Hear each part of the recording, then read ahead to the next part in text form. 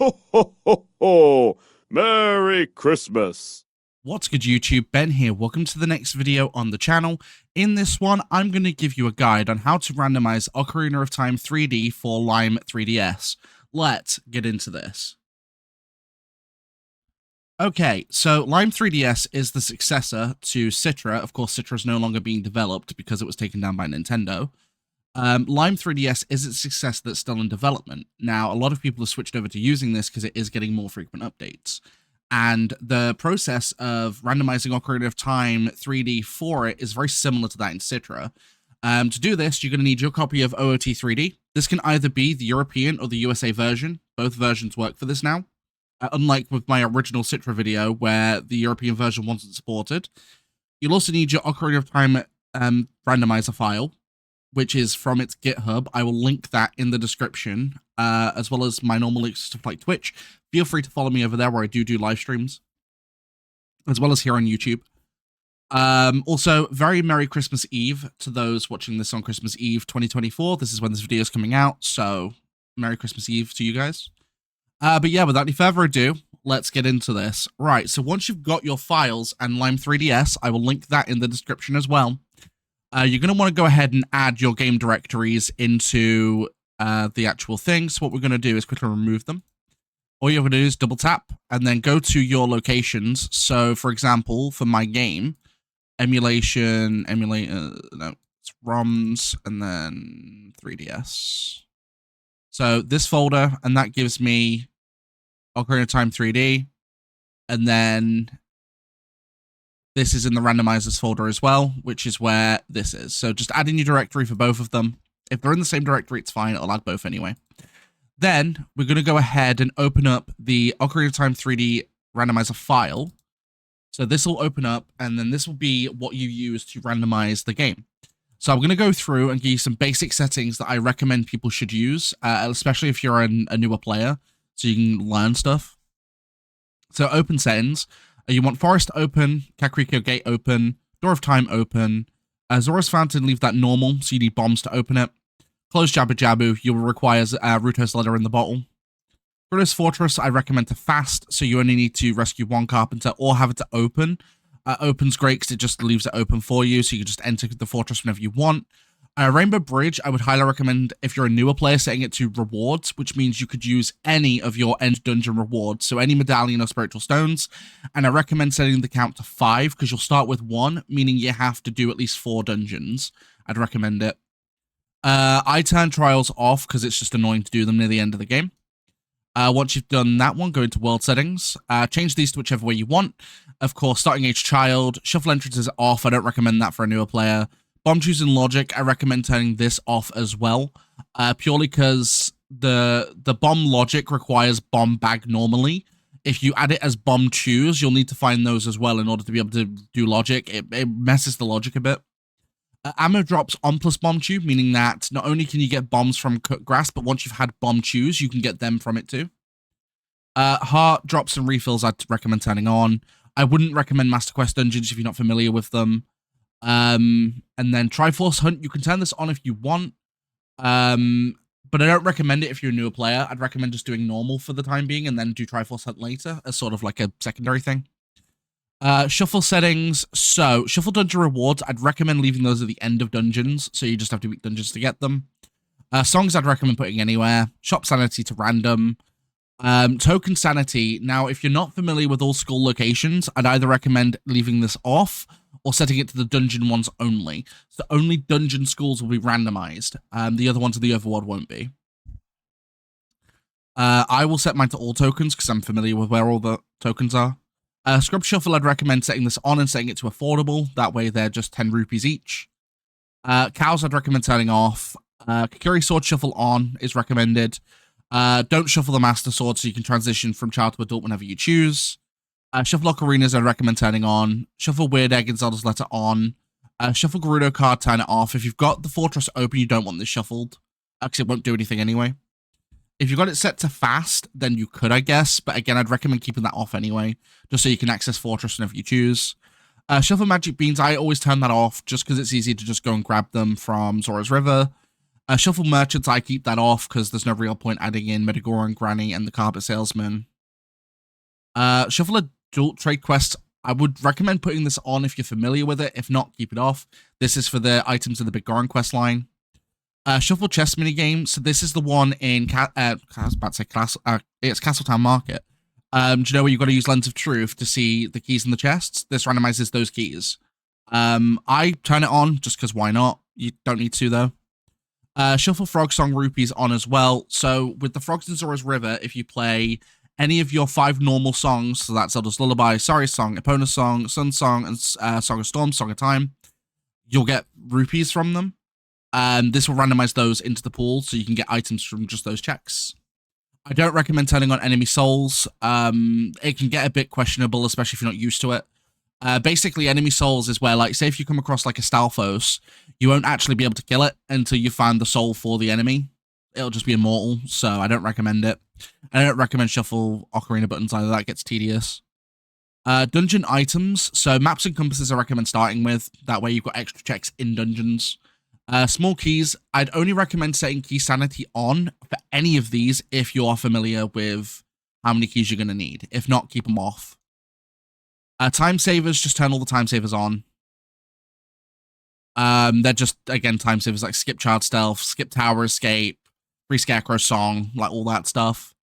Detailed logic. So if you want to exclude certain locations, so for me personally, one I will always turn off is fishing. I cannot stand fishing whatsoever. So child fishing, exclude. I'm just going to turn those off because I don't like them. And then I would also personally turn off any big pose purely just because I don't like them again. So we need to go to Hyrule. You know, it'd be under market, wouldn't it? And then it would be 10 big pose. Yeah, there we go. Exclude. Starting inventory, one thing I'd recommend starting with is start with consumables and max rupees, just so you can start buying items from the shops. And of course, so you have sticks and nuts out the gate, so you don't have to farm them. It's a little bit of a time saver. Misc stuff, you can play with this if you want, but I'd just leave it normal. Item pool settings, leave normal. Item usability, you can use Pharah's Wind anywhere, which could be useful. And then rupees as ammo, which I don't recommend doing. It's a bit weird. Gameplay settings, the Fast Bunny Hood on. Keep Pharah's Warp Point on. I wouldn't do permadeath or anything. Not unless you're used to it, of course. Multiplayer doesn't matter. Personalization. So you've got like cosmetics, which I'd recommend just turning on all of this stuff as... you can set it to whatever you want, but I believe it can be random as well, can't it? Random, yeah, there we go. Random. So settle this to random.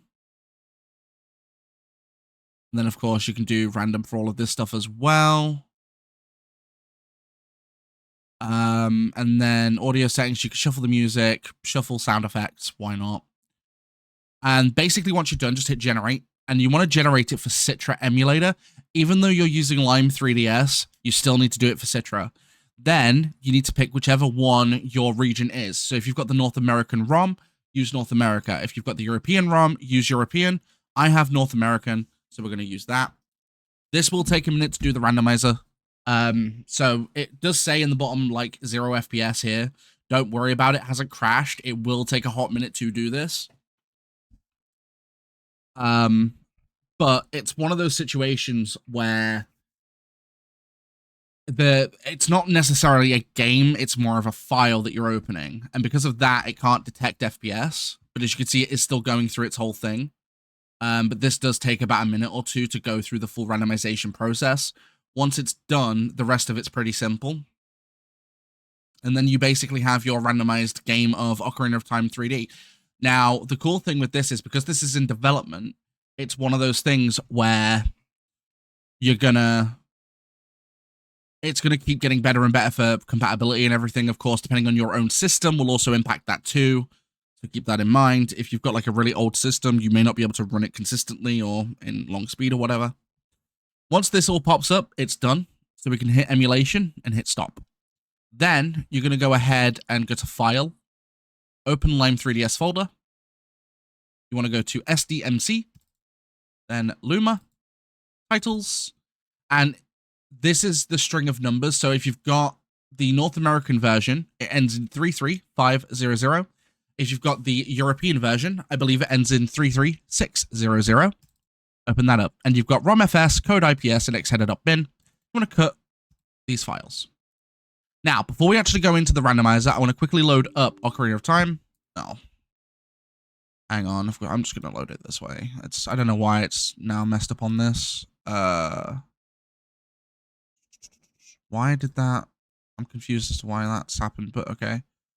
Add game directory. I'll just re-add it back in quickly. That's a bit weird. I don't understand why that's happened. ROMs 3DS. Right, I had a bit of a weird thing with Lime3DS. I had to reopen it in order to get it to work with the game. But if we open the game up, you'll see that it is not randomized at the minute. We've not copied the files. So, normal OOT 3D. As you can see, we can go in quickly. And it'll play like the beginning cutscene and all that jazz because it's not randomized.